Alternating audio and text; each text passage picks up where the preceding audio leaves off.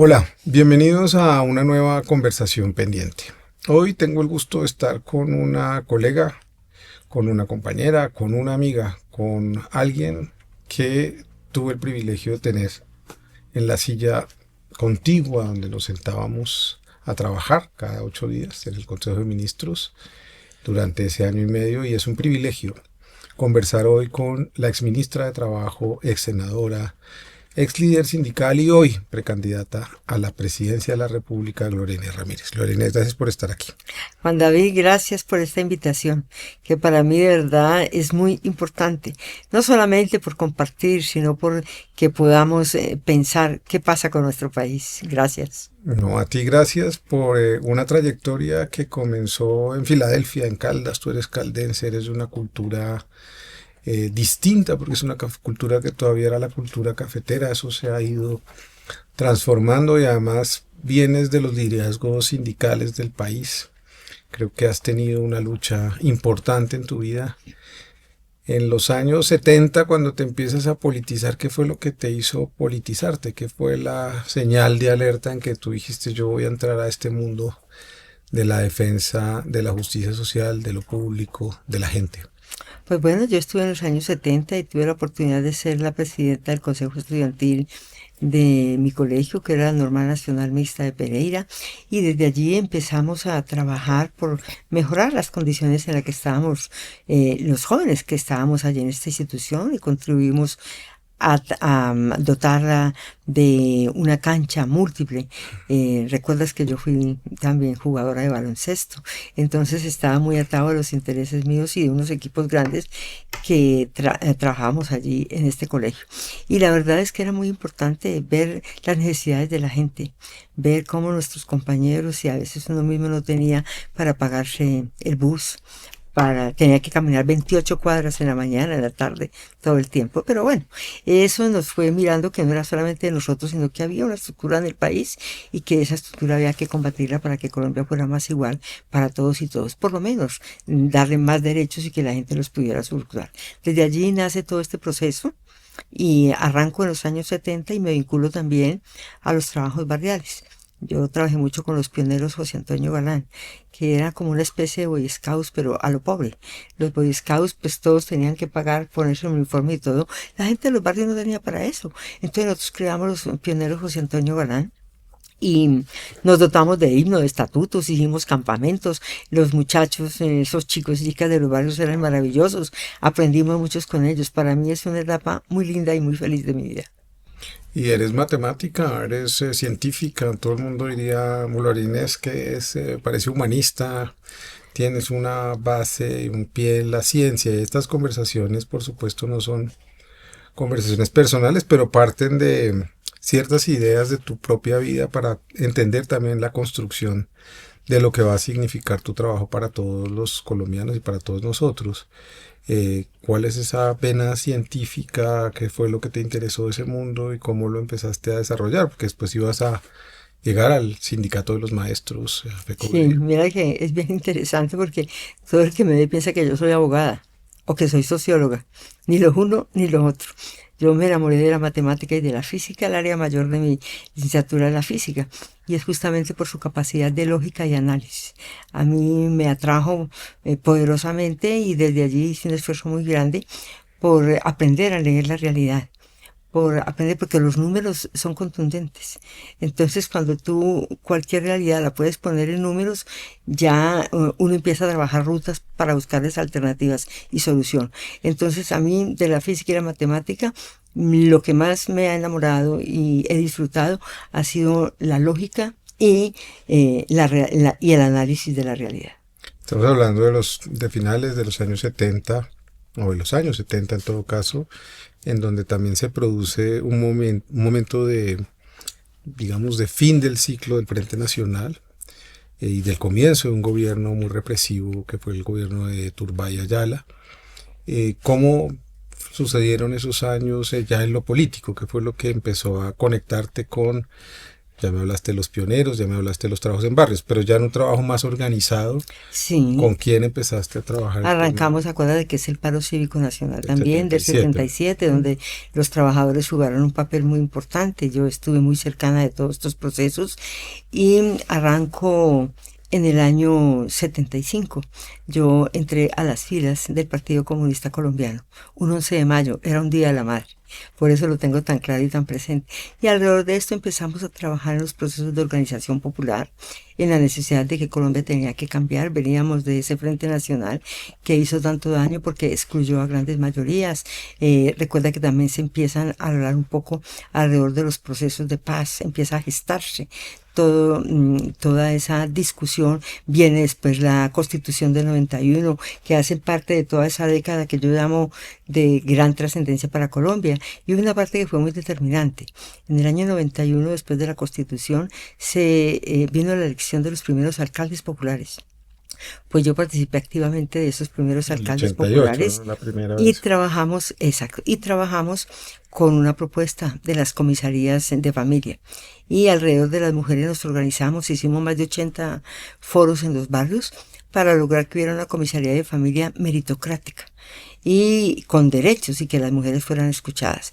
Desde allí entonces tuve una vinculación directa con la gente, de escuchar las violencias, de escuchar las exclusiones, de escuchar las necesidades, y desde ahí dije, esto es lo que hay que hacer, hay que luchar para que Colombia pueda avanzar, para que esa desigualdad social que todos los días se nutre. Uno escuchaba las cifras, recuerda que yo vengo de la región cafetera, y es una región que de todas maneras tiene unas infraestructuras que fueron hechas por los comités de cafeteros, como una corresponsabilidad con las comunidades. Vengo de los acueductos comunitarios, por eso llegar y ver que no hay inversiones estatales es muy complejo.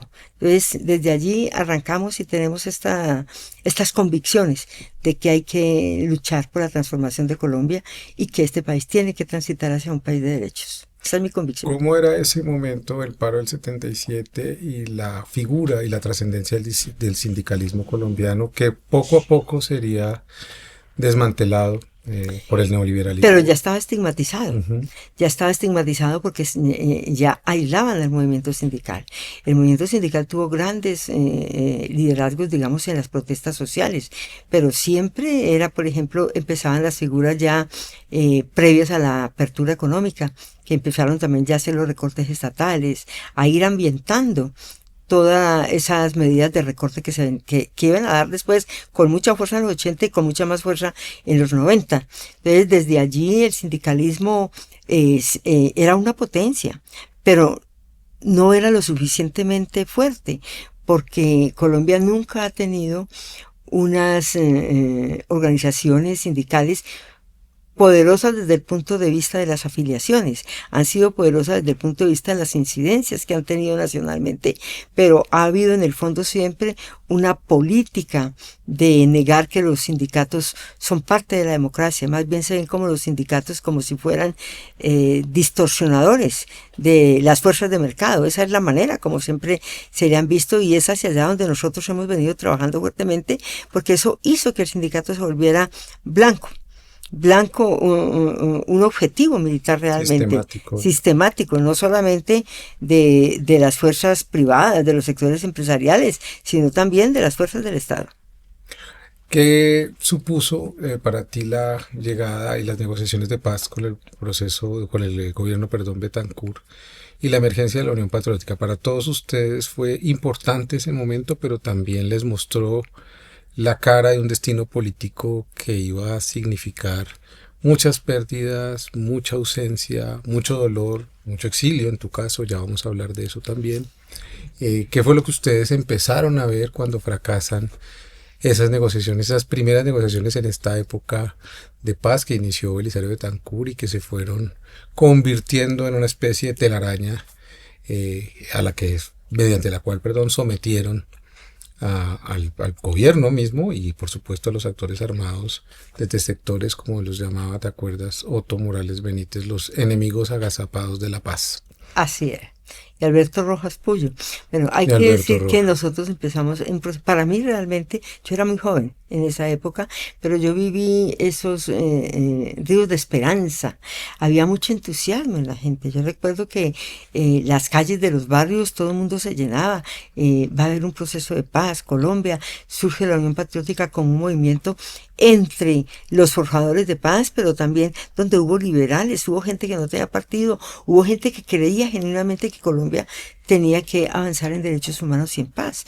Y a ese auge nosotros nos entramos y yo participé muy activamente en todas, no solamente en las marchas, en los foros, en las audiencias, en las multitudes que hubo para ello. Y esas primeras elecciones de la Unión Patriótica fueron grandes. Es que imagínate que llegamos a tener que 9 representantes a la Cámara y varios senadores. Tuvimos más de 300 y pico de alcaldes y tuvimos muchos concejales. Entonces, esto fue algo muy esperanzador, de verdad. Pero también muy duro porque poco a poco, así como avanzamos, poco a poco nos fueron asesinando y nos fueron desmantelando. En el caso de Risaralda, nosotros, por ejemplo, asesinaron al concejal, a Gildardo Castaño, que era un compañero que venía del magisterio, un gran líder, tenía un liderazgo grande por la defensa de la educación pública, un hombre que jugó un papel muy importante en el Consejo de Pereira, pero también mataron al concejal de Marsella, al concejal de Mistrató, al concejal de Puerto Rico, fueron matando todas las expresiones de representatividad que tenía la Unión Patriótica, y con ello vino el exterminio. En Pereira tuvimos también varios atentados políticos. Allí el tesorero municipal, que era de la Unión Patriótica, en alianzas que habíamos concitado, le metieron una granada en su carro. Es decir, estalla su carro. Él sale, alcanzamos a salir yo digo de milagro, digamos que fue una fortuna que se pudo salir a tiempo. Pero esto fue una intimidación para amedrentar las esperanzas de un pueblo que tenía claramente que había que avanzar hacia la paz y había que avanzar hacia el fortalecimiento de los derechos humanos. Esto para mí fue muy triste, pero no hizo que declináramos la tarea. Al contrario, seguimos forjando, seguimos avanzando. Con muchos y muchas. Yo tuve que salir de Pereira y salí entonces a Bogotá. Es cuando yo llego a la Federación Colombiana de Educadores, que en ese entonces era FECODE, hoy se llama la Federación de Trabajadores de la Educación, y llegamos allí y empezamos entonces a fortalecer las luchas de las políticas públicas y de los derechos de los trabajadores. Desde allá, desde esa época, estamos en este proceso. Y poco hablamos de los maestros y de las maestras colombianas. Parece que englobamos todo en la idea que es FECODE, que es el FOMAC, que son unos problemas, que son unas personas, y le achacamos buena parte de nuestros problemas a la educación, pero no hablamos de la gente que está dentro de la educación. ¿Cuál es ese gran grupo social del que poco hablamos y que tú conoces también? ¿Quiénes son y quiénes fueron las maestras y los maestros colombianos que han hecho un esfuerzo por educar este país en medio de esta crisis tan compleja que hemos vivido? No, y de la resistencia, porque yo sí creo que hay algo que este país tiene y que deja FECODE como un legado, y es la capacidad organizativa. Los maestros, acuérdense que surgen en el año 64, surge FECODE, y surge al calor de un paro que es la marcha del hambre. Es porque a los maestros les pagaban con botellas de aguardiente, les pagaban en especie, o sea que no había un presupuesto específico para pagar los educadores de Colombia, sino que se pagaban con la renta de los estancos. Entonces los maestros iban a que le compraran las cajas de aguardiente, algo que creo que es un paso muy importante en la dignificación de esta profesión. Ha sido que haya un presupuesto de los ingresos corrientes de la nación para pagar un derecho tan importante como es la educación, que además es un sector que ayuda a cerrar las brechas y que da las oportunidades de ascenso social, digámoslo de alguna manera, que los hijos mejoren. Cuando a uno le decían en la casa, por lo menos, hijo, estudie, porque si usted estudia tiene la posibilidad de avanzar. Y yo creo que eso es un patrimonio que tienen las familias. Uno siempre ve que la educación se ve como una fuente de avanzar en la vida, de posicionarse, de no tener tantas privaciones, tantas necesidades. Y yo creo que eso se debe también a que ese gran grupo de resistencia que han sido los maestros, que han trabajado tanto profesionalmente como reivindicativamente, han aportado un legado histórico a Colombia. Luego con ellos vinieron la profesionalización de la carrera docente. Y entonces para ser maestro hay que ser un profesional. Y para ser profesional de la educación pues hay que ir a la universidad. Y este proceso pues tiene que ser reconocido de alguna manera en la meritocracia. Yo creo que si hay algún sector de las profesiones que tenga meritocracia es el educador. Pero el educador tiene otra tarea, que es la persona que lidera los procesos en su barrio, en su comunidad, en su vereda. Es muy importante. Y por eso fueron blanco también, se pusieron de blanco y fueron objetivo militar por estos liderazgos. Entonces empezaron a matar a los maestros, ya no solamente en los sindicatos, sino también en las escuelas, en las veredas. Acuérdate que en Antioquia, cuando esa tenebrosa etapa de Pablo Escobar, a los maestros los mataban los alumnos, que eran los pandilleros. Eso, y el magisterio no respondió con más violencia, ni con miedo. El magisterio respondió con toda una consigna que se llamaban las escuelas territorios de paz. Es decir, a todos los sectores armados se empezó un proceso y una campaña para que las escuelas se respetaran. Es que es imposible que tú tengas, ¿qué puede pensar un niño en un salón de clases, un maestro enseñando raíz cuadrada, si en la calle están dando los tiros? Entonces empezamos a hacer una campaña, una incorporación, y logramos que efectivamente las escuelas se fueran posicionando, fueran respetadas en las áreas, digamos, de conflicto, y de esta manera también se convirtieron como en un refugio de las comunidades. O sea, esto es para decir que ese es un legado histórico, es un legado de lucha, es un legado de resistencia, pero también es un legado de propuestas. Desde FECODI, desde los maestros, creamos el movimiento pedagógico, ese movimiento pedagógico por la paz, que era el método científico. Trabajando el método científico, trabajamos los currículos educativos, pero también hicimos las propuestas para democratizar los espacios escolares y para tener otros instrumentos que ayuden a que los niños y niñas que no tienen ninguna posibilidad en sus hogares, entonces la escuela se las diera, como es la alimentación escolar, como son las bibliotecas, es decir, todas estas externalidades que también inciden a la hora de tener un proceso de enseñanza-aprendizaje. Entonces es un legado, una historia, y quiero concluir que allí yo terminé trabajando mucho con las mujeres. En Pereira, antes de venirme a Bogotá, nosotros trabajamos mucho y con dos maestras también, Estela Brand de la Universidad Tecnológica de Pereira y Yolanda Londoño, también maestra del departamento. Trabajamos y creamos con las comunidades la Casa de la Mujer Estela Brand. Esa Casa de la Mujer y la Familia fue concebida como un espacio para que las mujeres se fueran a pensar, para que las mujeres reflexionaran y para que juntas pudiéramos también darnos un espacio de tranquilidad, de comadreo, de contar cómo son nuestras vidas, ¿ya? Entonces, esa casa existe hoy. ¿Dónde está? Está en Pereira. ¿En el centro de Pereira? En el centro de Pereira. Hoy ya la tenemos. Hoy ya tenemos una buena sede. Esa sede, tenemos una sede en la SAE, nos dio comodato, entonces desde allí las mujeres se alimentan, las mujeres de los barrios van allí se les da un acompañamiento psicológico, un acompañamiento jurídico, un acompañamiento social, también se puede ir a tejer, o sea, lo que las mujeres piensen y necesitan, ahí lo pueden obtener. Entonces, una de tus grandes luchas en el Senado de la República, cuando fuiste senadora, ¿verdad? Sí, cuando yo fui senadora, entonces pudimos hacer una bancada de mujeres y esa bancada produjo una ley muy importante para las mujeres de Colombia, que es el derecho de las mujeres a una vida libre de violencias. Y es tan importante porque ella separó el afecto, el cariño y el amor de un delito como es la agresión y la violencia. Entonces, al separar estos dos ámbitos, para nosotros es fundamental, porque es acabar con esa teoría de que porque te quiero te apoyo. No, cuando yo te quiero es todo lo contrario. Yo te respeto, puedo tener muchas diferencias contigo, pero todo es por la vía del diálogo, se arregla civilizadamente. Este es un patrimonio grande que para nosotros todavía hoy, para las mujeres, esta ley ha marcado una fase trascendental para poder cambiar esa socialización y sobre todo que la sociedad colombiana no normalice la agresión ni la violencia.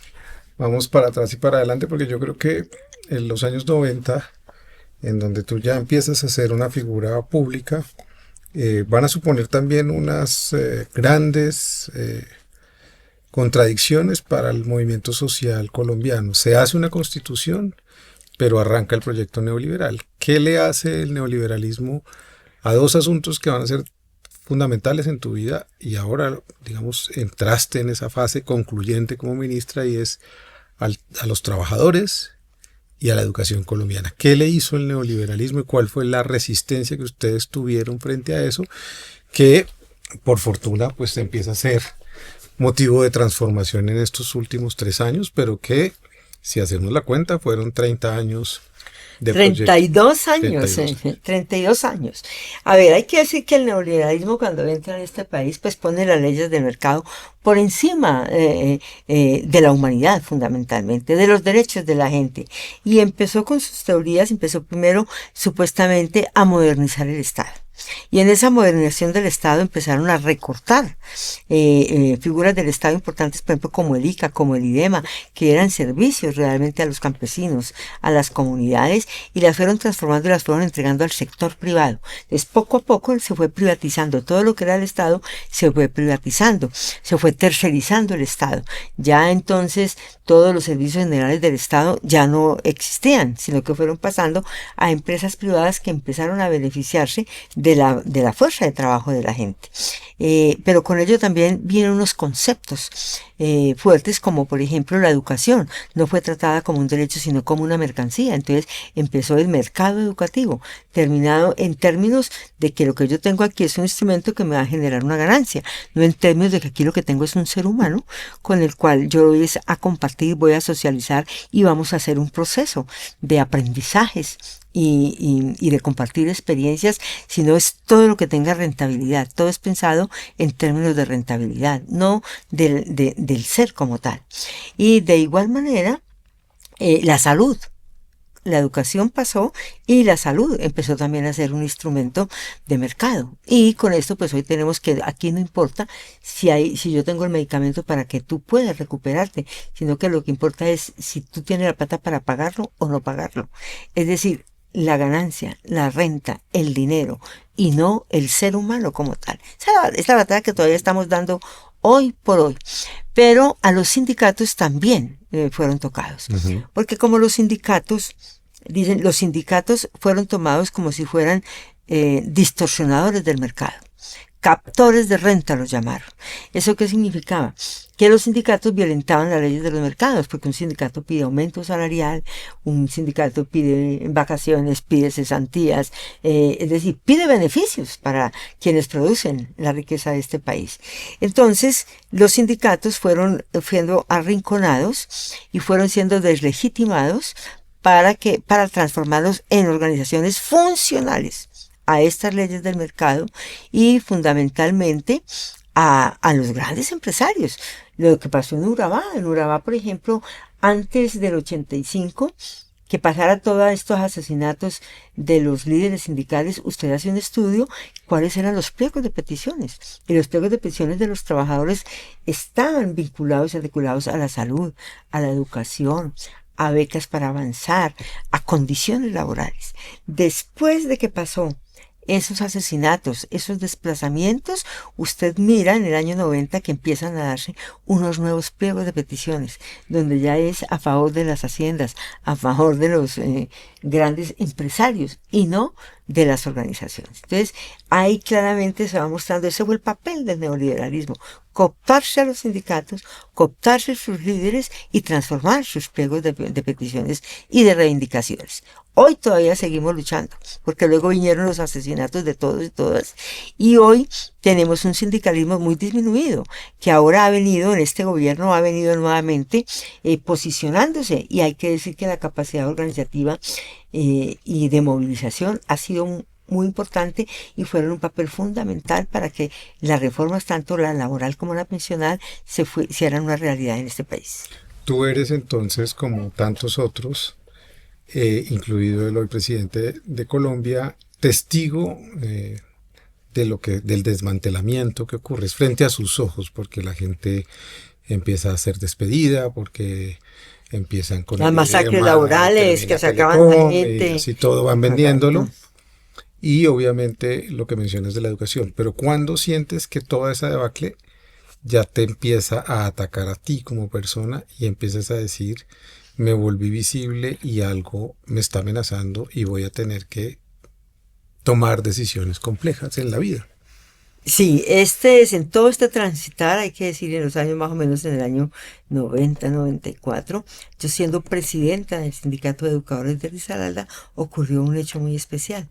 Y es que un profesor del Colegio de Ogracias Cardones, un compañero de apellido Antonio María Bravo, que era de Pasto, este compañero era matemático. Y este compañero empezó a tener un delirio de persecución.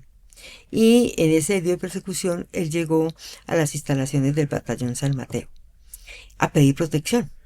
Tan pronto nos comunicaron, a mí como en mi calidad de presidenta, yo armé una comisión y fuimos a las instalaciones del batallón San Mateo a mirar al compañero. Y lo encontramos y hablamos con él. Y estaba su registro de entrada en la portada, en la puerta del batallón. Y después de escuchar toda esta cosa, entonces yo le pedí, él tenía un hermano que era militar en Nariño. Entonces, pues lo que hicimos fue pedir autorización para entrarle una comida y una ropa. Y eso fuimos a hacer. Nosotros volvimos a las 3 de la tarde con la comida y con la ropa. Y a partir de ese momento, el compañero desapareció. Entonces al compañero ya no existía, ya no estaba el registro en la Desapareció. puerta, desapareció hasta el día de hoy. Hasta el día de hoy, Antonio María Bravo nunca Entró a ese más batallón. entró a ese batallón y nunca salió del batallón, que nunca lo pudimos volver a ver. Entonces, desde allí empezaron unos señalamientos, porque claro, cuando yo hago las denuncias, el compañero llegó a las instalaciones del batallón, nosotros lo vimos, el compañero desapareció, pues yo responsabilizo al batallón, que el batallón nos diga qué pasó con el compañero. Y a partir de ahí se dio una serie de amenazas, bueno, que ustedes ya saben que van buscando intimidar, después yo tuve atentados, etcétera, etcétera, y eso hace entonces que yo haya acogido la causa también de los derechos humanos y de la desaparición forzosa en este país. Y te comprometes con esa Y causa. me comprometo con esa causa y sigo, y cuando llego al Senado de la República, entonces yo empiezo a trabajar en 3 causas muy importantes: la paz, los derechos humanos, los derechos laborales y los derechos de las mujeres. Esos son los temas que trabajamos. Yo hice un trabajo grande con los CNN en la Macarena, con todos los cementerios los cementerios y los NN en este país, para encontrar y descubrir cosas horrorosas. Estuve con las cámaras del Senado, y cuando yo hice el debate, la acusación que hizo el ministro de Defensa, Rodrigo Rivera, que también era de mi tierra, es de que esas fotos y esas imágenes que yo presentaba eran de Kosovo. Imagínense cómo sería de la tragedia. Claro, todo el mundo se reía porque todo el mundo sabía que yo estaba con las cámaras del Senado. Pero estas son las historias de vida que van marcando unas causas, y que por eso hoy, con este gobierno del cambio, yo me comprometo del todo, porque tengo claridad de que hay que transformar a Colombia, hay que transformar esa realidad. La gente tiene que tener derechos. Nosotros no debemos tener miedo. Esas intimidaciones tienen que desaparecer del proceso de vida colombiano. Porque además fuiste capaz de sobreponerte a un exilio y regresar de ese exilio para asumir este lugar que dices. En ese momento, cuando tú te vuelves senadora, y antes de entrar a ese momento, yo quiero preguntarte algo, y lo tenía siempre en la cabeza antes de que siguieras con la historia de FECODE. En el 89 se cae, se rompe, digamos, la bipolaridad del mundo. ¿Qué significó para ustedes como Partido Comunista? ¿Cuál fue la reflexión que hicieron en ese momento frente a la evidencia de que una de las grandes influencias, que era la Unión Soviética, y se empezaba a proclamar supuestamente el fin de la historia? Ya no hay 2 formas de entenderla, solo una: es el mercado va a regular la vida y ya esto se acabó. El fin de la historia. ¿Cuál fue la reflexión y cómo de alguna manera el Partido Comunista se mantuvo en medio de un momento de absoluto desierto, digamos? Ser partido comunista en los años 90 era una suerte de anatema. Sí, nosotros tenemos que decir que ese es un golpe duro para todos y todos, yo creo que para el mundo, porque indudablemente es encontrarse con una realidad distinta a lo que eran nuestros sueños. Yo tuve la oportunidad de estar en la Unión Soviética y tuve la oportunidad también de ver no solamente los desperdicios, sino también uno iba viendo cómo se iba dando, por decir algo, a ver cómo lo expreso. Habían desviaciones de los procesos que nosotros conocíamos. Tú sabes que nos regimos por el materialismo histórico y el materialismo dialéctico. Y entonces en la dialéctica dice que uno tiene que trabajar de acuerdo con las acciones concretas y la realidad concreta. Y uno veía, por ejemplo, trabajadores que en vez de producir y ser más eficientes, lo que hacían era embolatar sus tiempos. Eso no iba para ninguna cosa buena realmente. Cuando nosotros nos sobrepusimos de lo que fue ese colapso de la Unión Soviética, que lo disfrazaron de la glasnost, la perestroika, etcétera, etcétera, y es volverla a los procesos de mercado, uno va viendo cómo se fueron perdiendo los grandes avances colectivos. Se perdieron, por ejemplo, los comedores infantiles, que cada fábrica tenía sus comedores para sus trabajadores. Las mujeres volvieron otra vez a ser estigma en su casa, a tener la doble y la triple jornada. Es decir, fueron viendo también los valores que se retrocedieron en ese sentido. Pero nosotros aquí logramos con análisis, con reflexiones y con muchos debates, se logró avanzar. Recuérdate que yo estaba muy joven y los jóvenes en las universidades también veníamos de un proceso muy importante que era la Revolución Cubana. Y entonces la Revolución Cubana logró superar también la crisis del socialismo y la Revolución Cubana volvió a poner en alto, digamos, estas banderas y con esa bandera nosotros de alguna manera nos repotenciamos. Y entonces el Partido Comunista, concretamente aquí en Colombia, dijo, hay es que profundizar apertura democrática en este país. Y empezamos a trabajar la apertura democrática, que significa más derechos, más valores. Hay que trabajar, hay que buscar una salida al conflicto que tiene Colombia, conflicto social y armado, y pusimos como bandera el diálogo y la paz con justicia social. Y desde allí entonces hemos dicho la salida negociada del conflicto y desde ahí nos posicionamos y empezamos nuevamente a retomar nuestras banderas al calor del exterminio que nos estaban haciendo, al calor de la estigmatización, al calor de las pérdidas de libertades, todo esto, y jugamos un papel muy importante entonces en la unidad de los procesos organizativos. Nos volcamos al campo para hacer las organizaciones agrarias, potenciamos las organizaciones populares y bueno, hemos sido un factor de organización y de resistencia. Pero llega Álvaro Uribe en el año 2002 y dice que el comunismo y los comunistas y la izquierda civil tiene una relación directa con las FARC y con los movimientos guerrilleros en Colombia y empieza a producir otra vez un cerco muy importante. Y tú misma fuiste víctima de un montaje que después la Corte Suprema de Justicia dijo que no había tal relación, que te adjudicaron porque apareciste en alguna mención o documento. El proceso de la FARC política. Y ese proceso de la FARC política tuvo 42 delitos. Y la Corte Suprema de Justicia, después de 3 años y medio de investigación, archivó por inexistencia del delito. Es decir, todo eso que se había colocado, eso no existía. Y se lo inventaron. Hay que pusieron en países que yo nunca en la vida había conocido.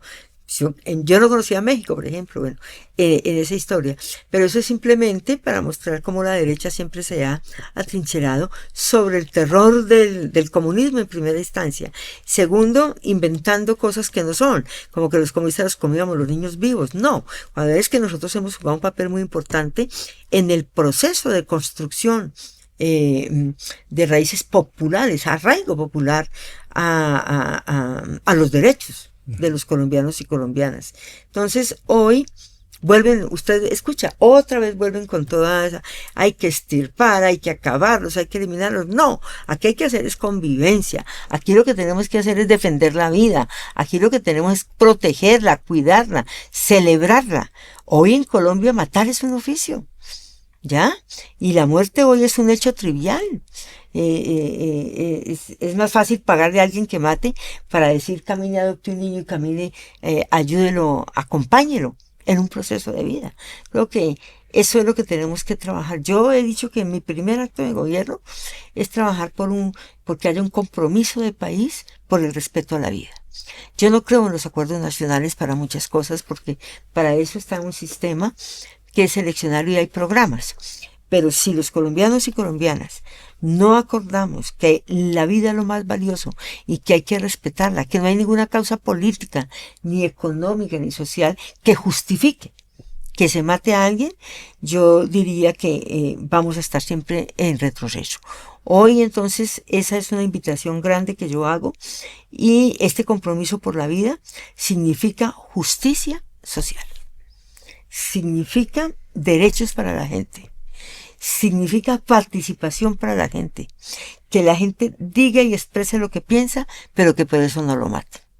Yo creo que esa es una apuesta que en la historia que yo llevo y en mi trayectoria, para mí se vuelve la parte vital de un proceso. Por eso en el gobierno que yo dirija, si toca, pondré el corazón del gobierno en la lucha contra la desigualdad y por la justicia social y paz para todos y todas.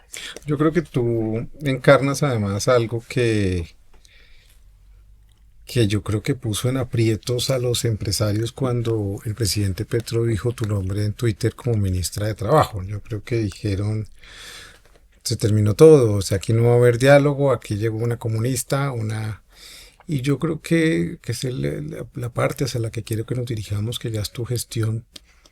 Tú demuestras que precisamente eres capaz de producir un diálogo que nos va a conducir a una reforma laboral, no sin complejidades políticas que hemos atravesado este último año, y una reforma pensional que todavía está temblando un poquito porque siguen las tensiones políticas. ¿Qué es lo que te pasa con esos empresarios que, no necesariamente ellos, pero sí gente, políticos, gente que los rodea o que está cerca o lo que sea? Eras un anatema para ellos. Eras la FARC política, eras lo innombrable, eras Chávez, eras Venezuela, y tú vas y hablas con ellos. ¿Cómo se empieza a producir ese diálogo para que escuchen esas cosas que llevabas diciendo 40 años en los sindicatos, en las calles? ¿Cómo se produce y cómo es ese diálogo con los empresarios colombianos? Bueno, yo pienso que primero que todo tenemos que decir, pero yo soy una persona dialogante. Yo creo que el diálogo social es necesario para poder construir en las diferencias.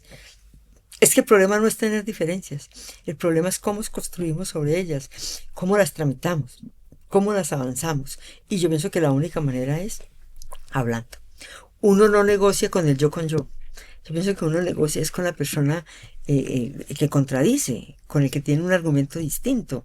Y la clave está en que esos diálogos tienen que hacerse con mucho respeto, en medio del respeto. Y yo creo que eso es lo que tuvimos en nuestra mesa de concertación, mucho respeto del uno por el otro.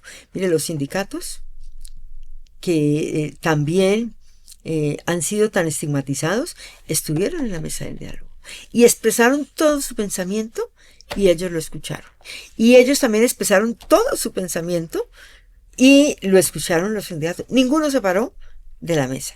Y tuvimos la voluntad, la paciencia y la capacidad de escucharnos, Y yo creo que un punto muy importante es que cuando lo que teníamos en la mesa no era suficiente, llamamos a otros, a otros actores. Entonces tuvimos la academia, tuvimos las organizaciones internacionales que también iban poniendo su granito de arena, porque para eso son los estándares judiciales, tanto nacionales como internacionales. Entonces hay unos puntos de debate que tienen que tener unos asideros claros y completos, unos marcos y unas reglas de juego. Y yo creo que con esa regla avanzamos. Miren ustedes que la mesa de concertación están los empresarios y están los trabajadores, pero están las expresiones más grandes empresariales. Está la ANDI, está la SAC, está Sobancaria, está Fenalco y está Copi. Pero ahí hay otra cantidad de empresas que no están. En los trabajadores están las 3 centrales obreras y están las centrales de pensionados. Pero, por ejemplo, los informales no están. Los campesinos no están. Las mujeres no están. Las plataformas digitales como nuevos relacionamientos de trabajo tampoco están. Entonces hubo un momento en que yo, cuando agoté con ellos, dije, hay que traer otra gente. Entonces fuimos y nos reunimos con los informales, nos reunimos con las mujeres, con los campesinos, nos reunimos con los otros empresarios que no están directamente dentro de la Asociación de Gremios Empresariales. Y esto todo fue ayudando porque son muchas voces que están aportando, que están buscando alternativas, que dan propuestas o que simplemente están reiterando sus rechazos. Y con esto es que fuimos configurando y consideramos, y así yo logré sistematizar unos puntos que eran tocados por todos. Entonces, sobre esos puntos que todo el mundo tocaba, hay que expresarse. Y esos puntos fueron los que yo puse en la agenda. Y entonces hicimos debates largos, grandes y profundos. Aquí escuchamos a la OIT, escuchamos al Banco Mundial, escuchamos al Fondo Monetario Internacional, escuchamos a la OCDE, escuchamos al SAC de los Estados Unidos, escuchamos a la Misión de Empleo, pero también escuchamos a la Misión Alternativa de Empleo, es decir, a todos. Y de esta manera es que se avanza. Y yo creo que eso es un método que tenemos que avanzar para que Colombia pueda también transitar hacia, yo no hablo de consensos, pero yo sí hablo de elementos vitales, como por ejemplo, para los empresarios era muy fácil tener el día hasta las 10 de la noche. Para ellos eso era normal, pero cuando nosotros empezamos a mostrarles qué significaba que un día se extendiera hasta las 10 de la noche con un objetivo que era reducirle y quitarle el 35% del recargo nocturno a los trabajadores, las horas extras. Cuando empezamos a mostrarle lo que significaba un dominical y un festivo, es que es la parte afectiva que es inherente al ser humano. Entonces empezamos a discutir y empezamos a construir. Eso yo creo que es un aprendizaje y una experiencia que mostró que en el país se puede. Con argumentos. Todos los días fuimos creciendo nuestros argumentos. Todos los días los fuimos alimentando. Y yo creo que ese elemento llevó a que el país, por primera vez, Colombia, tuvo un debate sobre los derechos laborales. Eso nunca se había visto. No hay un compañero o compañera y que no sepa que es un derecho laboral. Y que hay que lucharlo y que hay que defenderlo y esto es mío y no me lo quitan. Y que falta mucho. Y que falta mucho, pero empezamos ya ese proceso y yo creo que haber restaurado esos ejes principales que nos habían quitado en el 2003 a Álvaro Uribe con sus reformas, hoy ya este país no se los deja volver a quitar. Lo que vamos es avanzar, a regular y entre todos seguir. Y el otro aprendizaje es, a uno no le dan nada, todo es luchado. Yo tengo que agradecer que lograste también meter por lo menos un punto sobre los derechos de los trabajadores culturales, las personas y los artistas. No, y ustedes se organizaron, pero es porque ustedes se organizaron desde el ministerio. Hicieron también una apuesta con ellos. Y eso creo que es un destino que falta por conquistar. Ahora hay que reglamentar. Exacto. Pero hay un ejemplo que a mí me interesa mucho que me contaste hace algunos meses. Y es el ejemplo de casos que son nuevos y que ayudan a enseñar a pensar, que es el caso de las plataformas. Yo me acuerdo que me contaste que el acuerdo, no sé con cuál plataforma, Rappi o cuál era, sí, no fue fácil, pero tocó empezar a pensar de otra manera porque ya no era la fábrica, ya no eran las horas extras, ya no era esta sistematicidad de la organización del trabajo, sino algo que también nos ayuda a pensar en quiénes somos como seres humanos hoy, cuáles son nuestros tiempos libres, cuáles son nuestras decisiones frente al consumo, en fin, una cantidad de cosas que son muy interesantes. Me gustaría que nos contaras porque creo que es un caso muy interesante de cómo se puede llegar a una negociación. Son los cambios en las relaciones laborales. Y esto es el impacto de la ciencia y la tecnología que de alguna u otra manera también impacta las relaciones en el mundo del trabajo. Entonces, por ejemplo, lo primero que uno tiene que ver cuando habla con las plataformas es fijarse en el algoritmo. Porque ya aquí es un algoritmo que toma las veces de jefe. Es el algoritmo el que te dice a dónde te diriges, es el algoritmo que te lleva, es el algoritmo que te lleva el tiempo, es el algoritmo que te controla. Entonces lo primero que hicimos nosotros fue trabajar la transparencia del algoritmo. Es decir, que los trabajadores y trabajadoras de plataformas conozcan que tienen un algoritmo y que ese algoritmo es el que les está regulando y les está controlando. Entonces, ellas lo deben conocer, saber qué hace el algoritmo, que el algoritmo toma tus tiempos, que el algoritmo toma tus pedidos, que el algoritmo es el que te direcciona, todo. Lo segundo que trabajamos con ellos es la necesidad de la desconexión, del derecho a la desconexión o la soberanía del tiempo. Es decir, que cuando tú te quitas, te desconectas, tengas derecho a una desconexión total y que no te pueden ni perjudicar, ni cortar como que dejaste de trabajar. No, eso se te tiene que respetar. Esa soberanía del tiempo es una reivindicación muy importante en las personas que están todo el día conectadas. El tercer elemento son las condiciones laborales. Porque ellos, por ejemplo, los trabajadores de reparto a domicilio, ellos entre pedido y pedido no tienen dónde ir al baño.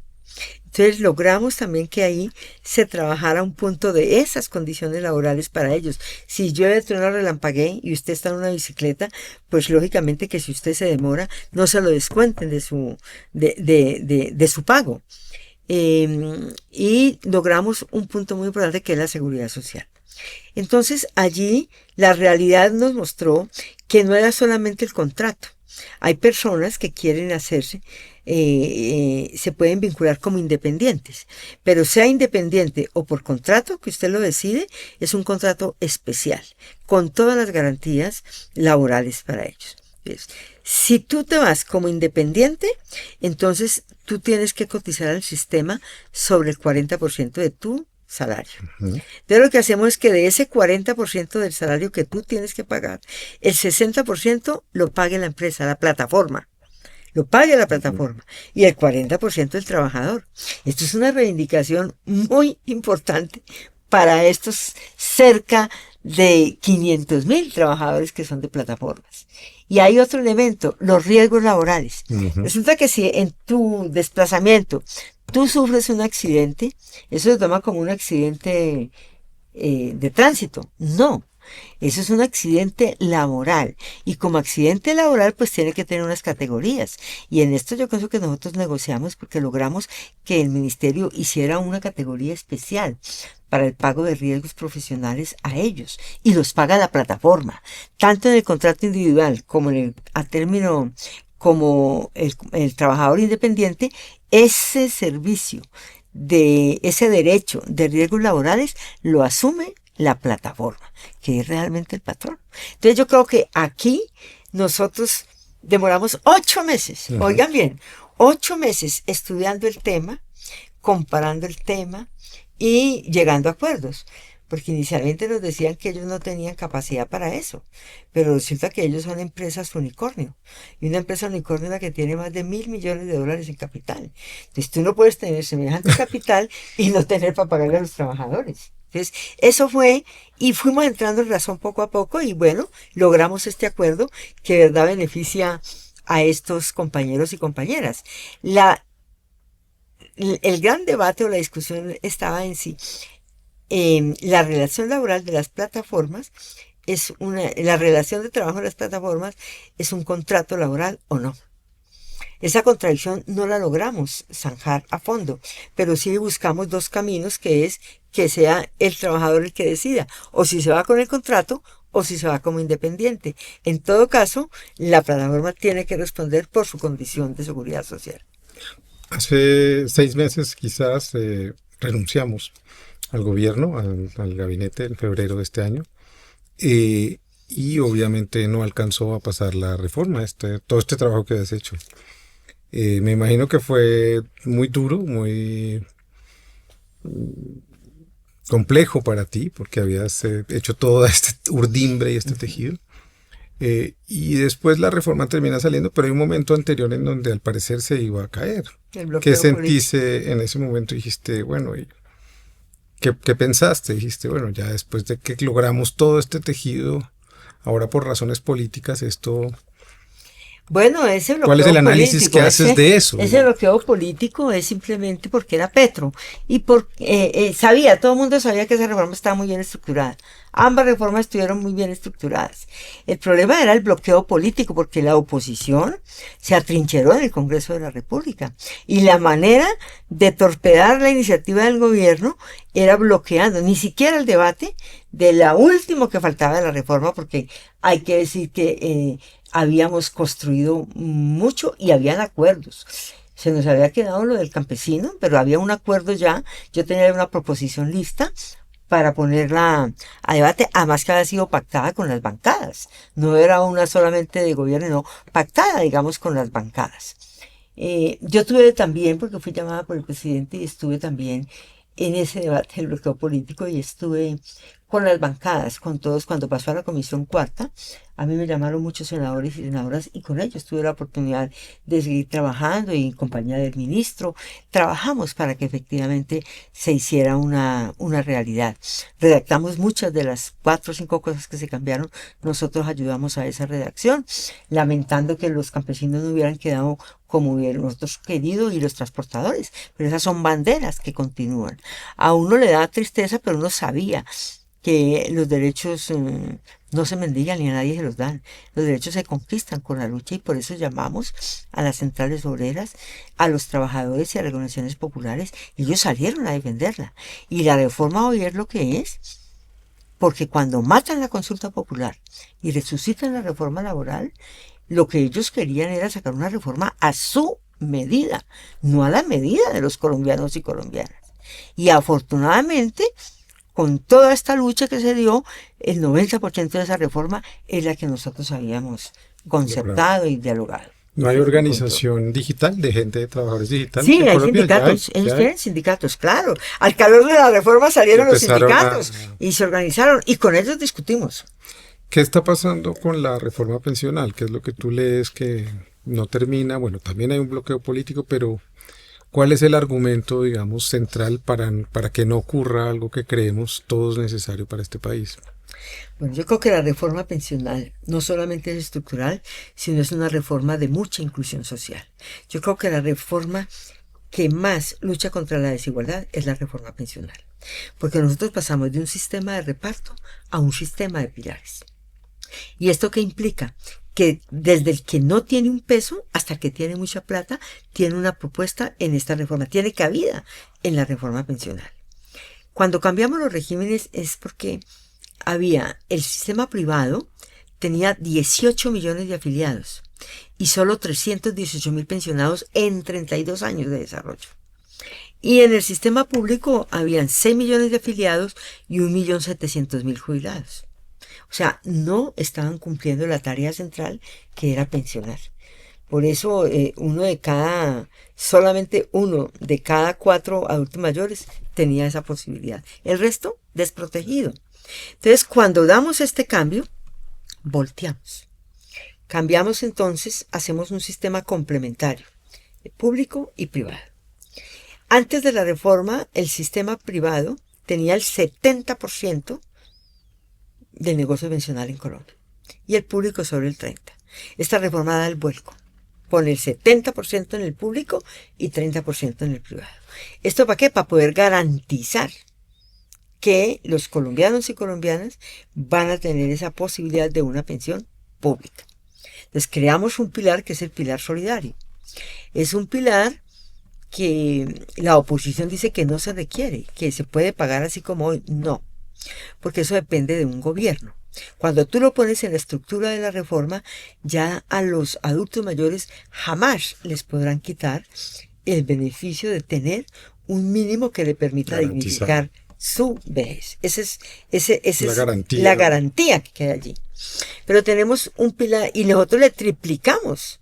Hoy tiene la Colombia Mayor 80.000 pesos, nosotros triplicamos, damos 230.000 y eso va creciendo porque cada año, de acuerdo a la extrema pobreza, esto se va incrementando. Y esto significa que 3 millones de adultos mayores salen de la extrema pobreza. Y esto ya vale la pena. cualquier reforma que hagamos. Pero hay otro pilar que es el semicontributivo. Ese es un pilar que no existe en el mundo, eso lo inventamos aquí en Colombia. ¿Por qué? Porque aquí hay muchos adultos que le cotizaron al sistema, pero nunca cumplen requisitos para pensionarse. O sea, no tienen la edad ni la cotización. Entonces, para esas personas, cogemos lo que ellos ahorraron, si le ponemos 3 puntos de capital. Es la primera vez que le capitalizamos a los trabajadores. 3 puntos de capital, le ponemos el IPC y el 20% de subsidio si es hombre y el 30% si es mujer. Y todo eso sumamos y lo transformamos en una renta vitalicia, es decir, hasta el final de sus días. Esto es algo revolucionario realmente. ¿Y tú crees que va a pasar? Eso está. La Corte ha dicho que la reforma no tuvo el procedimiento normal, pero no es cierto. Ya el Congreso, la Cámara subsanó el mandato de la Corte y ahora ya están las actas firmadas y también ya se mandaron. Nosotros lo que estamos esperando es que la Corte dé luz verde para que efectivamente estos 3 millones de adultos mayores tengan la posibilidad de dignificarse y con ellos los trabajadores y trabajadoras colombianas. Mi última pregunta es, una lucha siempre, cualquier lucha en la vida supone una visión de futuro. Uno siempre lucha porque tiene una esperanza, porque quiere un cambio, porque necesita transformar algo de su vida o de la vida de los demás. Tú ahora asumes este lugar de decir, bueno, voy a poner mi nombre a consideración de una precandidatura, tengo la experiencia, he hecho todo esto que nos has contado. ¿Cuál es esa visión de futuro si se pudiera pensar en la continuidad de un proceso de un gobierno progresista en este país? Bueno, primero yo soy una convencida del proyecto. Yo pienso que la justicia social es necesaria para poder que un país avance, no solamente al desarrollo, sino al bienestar de la sociedad como tal. Yo sueño que Colombia pueda tener avance. La China en 40 años avanzó todo esto. Japón también, Corea del Sur. Es que tenemos ya realidades de que se puede avanzar, pero para eso hay que poner unos mojones que ya este gobierno los está colocando y que yo los quiero es profundizar. Entonces, vuelvo y repito, pondré al centro de la lucha contra la desigualdad y la pobreza. Pero pienso que también hay que trabajar mucho. El segundo eje es la educación, el conocimiento. Es el conocimiento y del lado del conocimiento para mí van articulados a la cultura y a las artes, es la transformación cultural. Usted no basta con que haya pintura, no, hay que transformar el pensamiento de la gente y eso es cultura. Entonces el segundo eje que coloco es el conocimiento, el desarrollo tecnológico, la ciencia, la investigación, todas las escuelas, todos los colegios, las universidades. Y yo creo que si lo ponemos como un eje importante de inversión, nosotros vamos a lograr en 10 años tener una Colombia mucho más productiva, una Colombia mucho más en derechos, una Colombia con mayor capacidad de hacer propuestas de innovación. Mira, es que China está como potencia emergente es porque su tecnología avanzó, porque ahora están los chips y eso no lo va haciendo el conocimiento. Pues eso es lo que nosotros queremos.